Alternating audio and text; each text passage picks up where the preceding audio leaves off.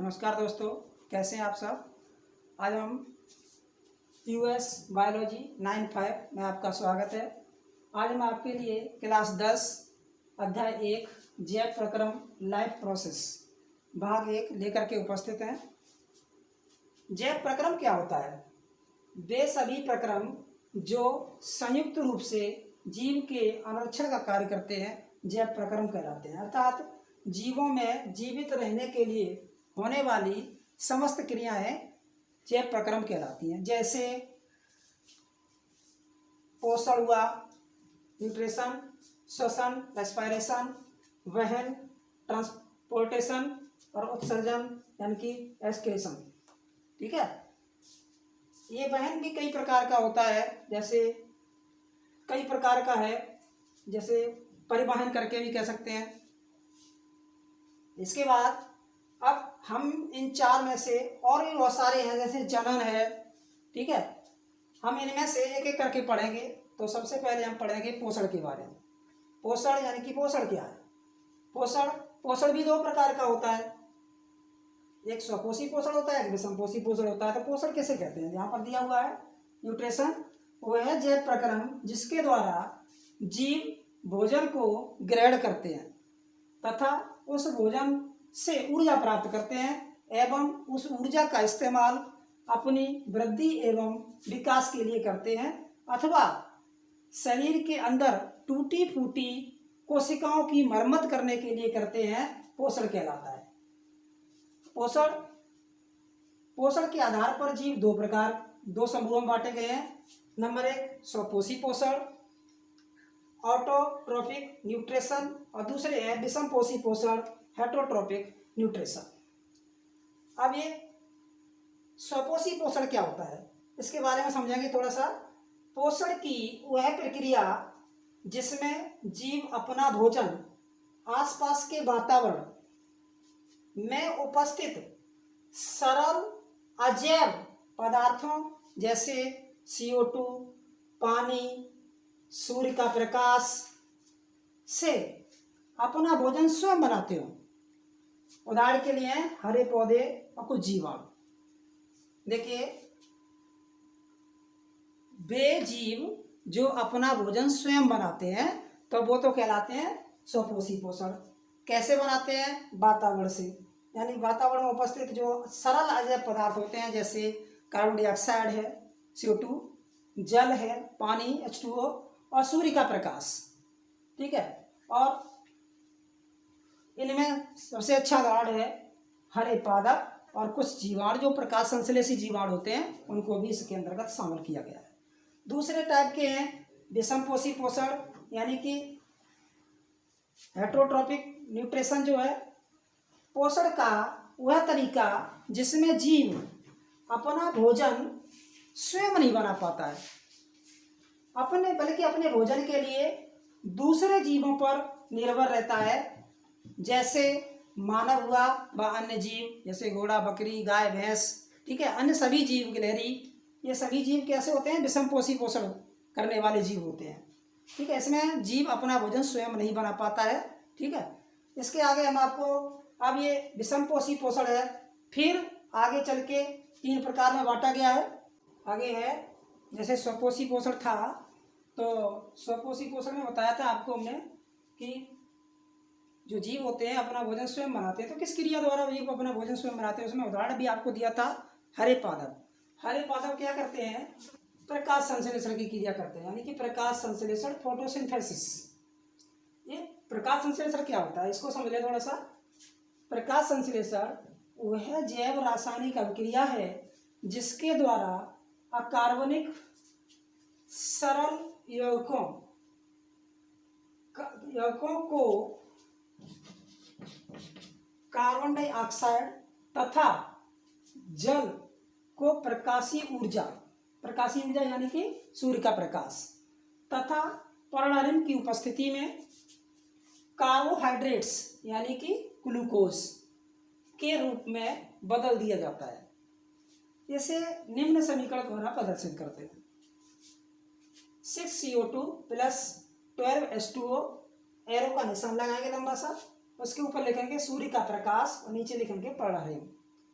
C6H12O6 plus 6H2O plus 6O2। यानी कि थोड़ा सा दोबारा समझ लेते हैं कि प्रकाश संश्लेषण क्या है। ठीक है, तो देखिए जो हरे पादप होते हैं वो, जैसे हम लोग अपना भोजन खाते हैं तो किस रूप में खाते हैं? ठोस रूप में खाते हैं। क्या किसी ने पौधों को भोजन करते हुए देखा है? पौधे कैसे भोजन करते हैं? पौधे भोजन करते हैं इस क्रिया द्वारा, यानी कि प्रकाश संश्लेषण क्रिया द्वारा। क्या होती है प्रकाश संश्लेषण क्रिया? कि जो हरे पौधे होते हैं वो जमीन से जल एवं खनिज लवण, जमीन से क्या लेंगे? जल एवं खनिज लवण अपनी जड़ों के द्वारा, एवं सूर्य से सूर्य का प्रकाश तथा वायुमंडल से कार्बन डाइऑक्साइड गैस की उपस्थिति में पेड़ पौधे अपना भोजन बनाते हैं। इसी क्रिया को कहते हैं हम प्रकाश संश्लेषण। ठीक है, और इसको एक समीकरण द्वारा प्रदर्शित करते हैं, वो जी है। आगे है प्रकाश संश्लेषण के लिए आवश्यक कच्ची सामग्री क्या होती है? अभी हमने आपको बताया क्या क्या, जमीन से जल और वातावरण से कार्बन डाइऑक्साइड गैस, सूर्य से सूर्य का प्रकाश, और क्योंकि ये घुलित अवस्था में लेते हैं इसलिए जल की भी आवश्यकता पड़ती है। यानी कि जल क्या क्या होता है आपको? एक तो सूर्य का प्रकाश, हाँ क्लोरोफिल, ठीक है, यानी कि परागण, कार्बन डाइऑक्साइड और जल, ये चार चीजें प्रकाश संश्लेषण के लिए होना आवश्यक है। इसके बाद अब ये प्रकाश संश्लेषण जो होता है तो भोजन कैसे शरीर के अंदर प्रवेश करता है, तो उनके लिए भी एक संरचना होती है इनके अंदर। ठीक है, उन्हें हम क्या कहते हैं? उन्हें कहते हैं हम रंध्र कहते हैं, स्टोमेटा। ठीक है, स्टोमेटा यानी कि पत्ती की सतह पर जो सूक्ष्म छिद्र होते हैं उन्हीं को रंध्र कहते हैं। इनकी संख्या जो है लगभग, यानी कि औसतन कहें हम तो 250 से 1350 तक, यानी कि कितने बीच में एरिया कितना होगा? ये एक एरिया होगा, यानी कि इस तरह से हम बना लें, अगर एक मान लीजिए 1 मिलीमीटर लंबा सतह है, 1 मिलीमीटर लंबी, तो 1 घन मिलीमीटर, कितना? 1 घन मिलीमीटर, ये मान लीजिए 1 घन बन गया, यानी कि मिलीमीटर में। ठीक है, पैमाने में देखिए मिलीमीटर कितना छोटा होता है, सेंटीमीटर के 10वां भाग होता है मिलीमीटर। तो 1 घन मिलीमीटर में इनकी संख्या 250 से लेकर के और 1350 तक हो सकती है। ठीक है, इसके बाद रंध्र कैसे होते हैं? ये देखो एक फिगर बनाया हुआ है रंध्र का। ये बड़ी बड़ी कोशिकाएं जो बाहर दिख रही हैं ये सहायक कोशिकाएं हैं। ये जो डॉट से लगे हुए हैं हरे रंग के, हरित लवक है। ये बीच में एक छिद्र दिख रहा है, यही सूक्ष्म छिद्र है। ठीक है, इसे सूक्ष्म छिद्र कहते हैं हम। और इसमें ये लाल रंग से दिखाया है केंद्रक है, और ये जो कोशिकाएं हैं इन्हें हम द्वार कोशिकाएं कहते हैं। ये स्टोमेटा का चित्र है। इसके रंध्र के कार्य क्या होते हैं? क्या मतलब रंध्र के क्यों रंध्र पाए जाते हैं? तो इसके लिए क्या है, एक तो सबसे पहले प्रकाश संश्लेषण के लिए गैसों का आदान प्रदान करना इनका कार्य होता है। यानी कि प्रकाश संश्लेषण की क्रिया होगी तो कुछ गैसें अंदर भी ली जाएंगी और कुछ गैसें बाहर भी निकलेंगी। तो अंदर ली जाने वाली गैसें जैसे क्या लेते हैं हम? अंदर लेंगे कार्बन डाइऑक्साइड, वातावरण से कार्बन डाइऑक्साइड गैस लेंगे। ठीक है, और बाहर क्या निकलेगा? तो बाहर निकलेगा जल, और किस रूप में? जल वाष्प के रूप में। ठीक है, तो गैस प्रकाश संश्लेषण के लिए गैसों का आदान प्रदान करना इनका कार्य है रंध्रों का।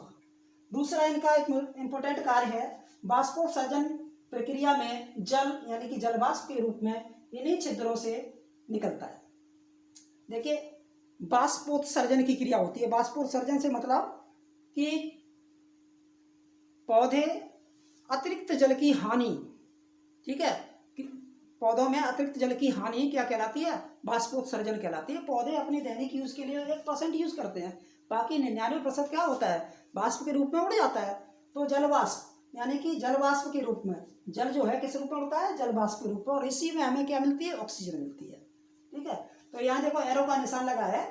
ठीक, एक तो ये जल H2O प्लस O2, यानी कि O2 किस रूप में हमें मिल रही है? वाष्प के रूप में मिल रही है। ठीक है, तो ये हुआ। अब अगला है एक तो ये हो गया यानी कि स्वपोषी पोषण में, ठीक है। अब अगला आता है कि विषम पोषी पोषण, ये भी आगे वहाँ पर थोड़ा बता के छोड़ दिया था। अब आगे ये 3 प्रकार का विषम पोषी पोषण होता है, ठीक है। तो उसके बारे में, विषम पोषी पोषण ये 3 प्रकार का होता है। नंबर 1 है प्राणी संपोषण, ठीक है, होलोजोइक न्यूट्रिशन। इसमें जीव संपूर्ण भोज्य पदार्थ का अंतर्ग्रहण करता है तथा उनका पाचन शरीर के अंदर होता है।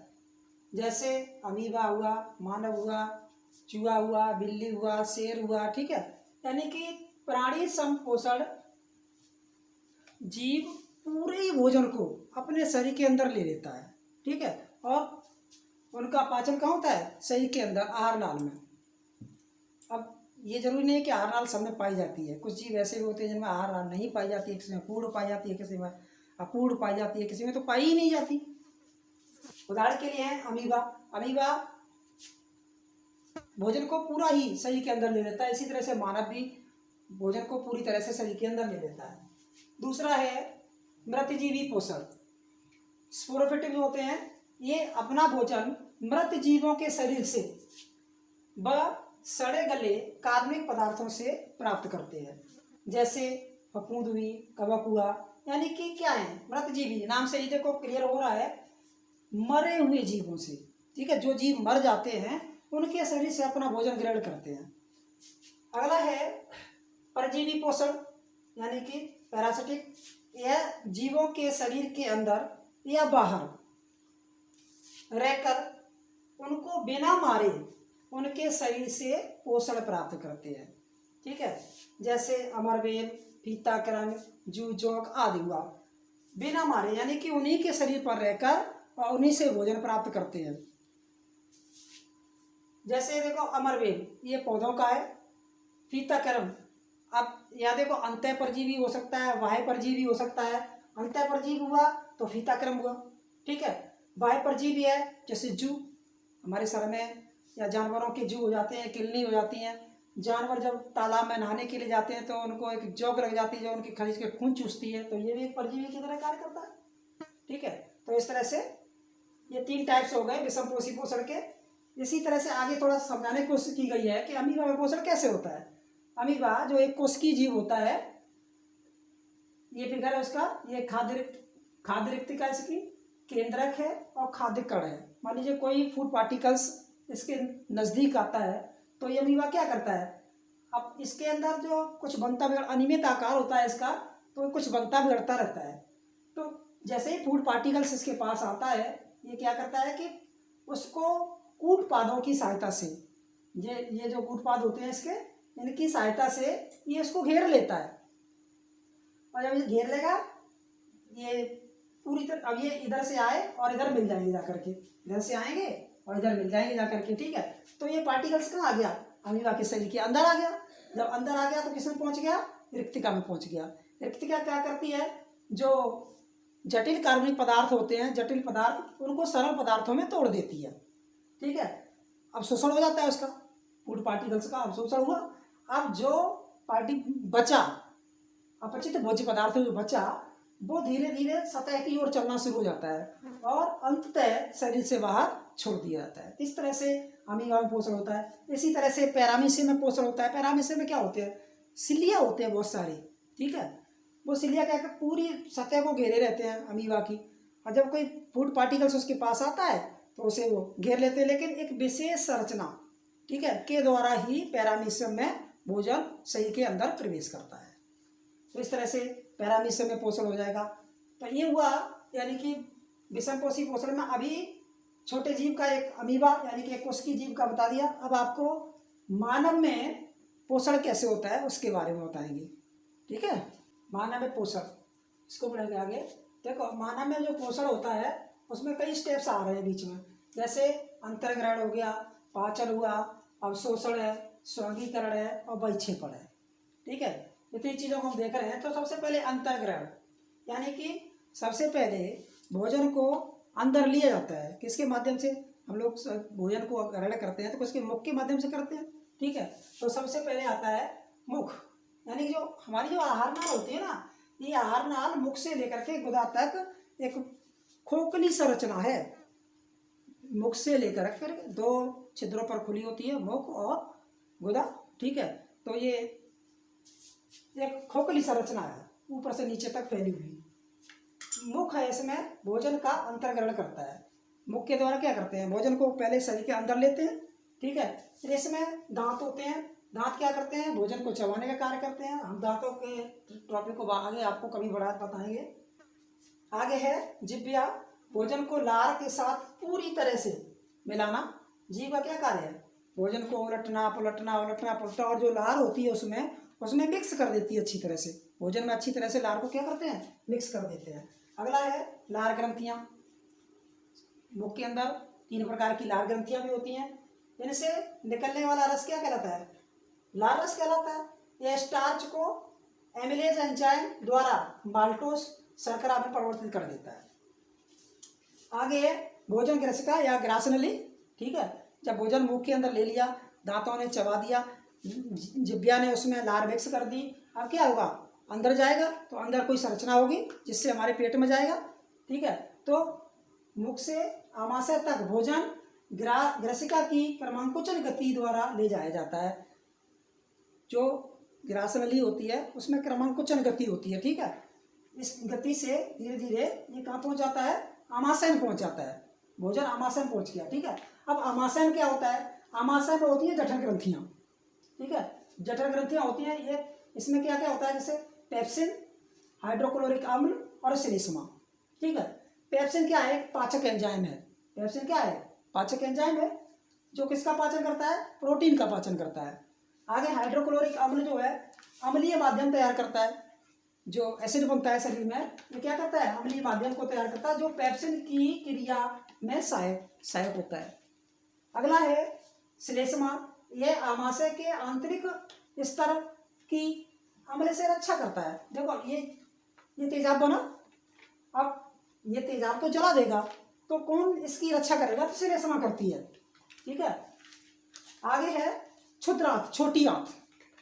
छोटी जब भोजन आमाशय में पहुंच गया, अब वहां से भी तो आगे बढ़ेगा, तो वहां से आगे बढ़ेगा कहाँ पर, छोटी आंत में। छोटी आंत में भी एक आंतरस निकलता है।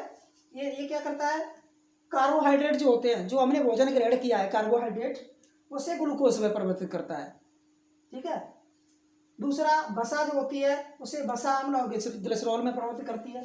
तीसरा है प्रोटीन, प्रोटीन को क्या करता है, अमीनो अम्लों में तोड़ देता है, छोटे छोटे अमीनो अम्लों में तोड़ देता है। आगे ऐसी में यकृत, यकृत से क्या निकलता है, यकृत से पित्तरस स्रावित होता है, ठीक है। पित्तरस क्या करता है, वसा, जो वसा होती है, वसा की बड़ी बड़ी जो गोलियां होती हैं उनका इमल्सीकरण करती है, इमल्सीकरण करके वसा की छोटी छोटी गोलियों में उसे परिवर्तित कर देता है।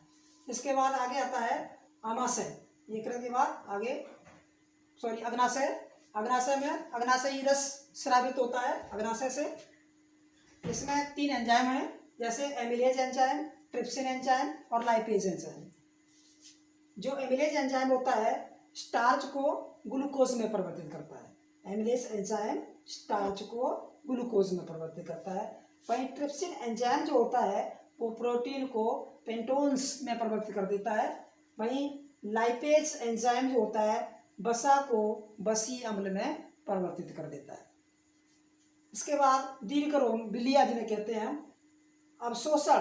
ये दीर्घरोम क्या करते हैं, छोटी आंत में होते हैं दीर्घरोम, ये अवशोषण के सतही क्षेत्र को बढ़ा देते हैं। यानी कि जब भोजन का पाचन होता है तो जितना ज़्यादा क्षेत्र बढ़ेगा, समय भोजन को चलने में उतना ज़्यादा लगेगा, ठीक है। तो सतही क्षेत्र को बढ़ा देते हैं, भोजन के अवशोषण के सतही क्षेत्र को बढ़ा देते हैं। आगे है बृहदांत्र, जल का अवशोषण। यानी कि जो बड़ी आंत होती है उसमें क्या होता है, जल का अवशोषण होता है। जो वर्ज्य पदार्थ जो होते हैं उनको आगे बढ़ाने का कार्य करते हैं, ठीक है। और वहाँ से ये भोजन जो होता है वो कहाँ पहुँच जाता है, पचा हुआ भोजन यानी कि मलाशय में पहुँच जाता है। मलाशय क्या करता है, वर्ज्य पदार्थों को शरीर से बाहर निकाल देता है, ठीक है।